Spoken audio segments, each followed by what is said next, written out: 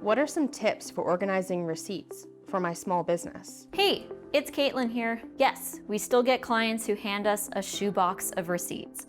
Others are more organized and staple receipts to the corresponding bank statements, which does make our lives easier. But our biggest tip for organizing paper receipts is by using a recommended app such as Hubdoc. It's much faster and easier than you may think. Hubdoc is one of our recommended apps and an excellent software for keeping track of financial records. Hubdoc has an optical character recognition feature, or OCR, which means you can snap a photo of your receipt and the app can sort and file documents for you with a few simple clicks.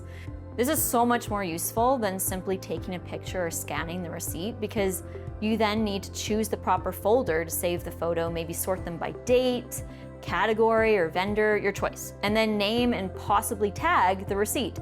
And I'm guessing you have better things to do with your time as a small business owner. We have plenty more tips and tricks for organizing receipts, even for those who still like their paper. So give our receipts and record-keeping blog a read to learn more.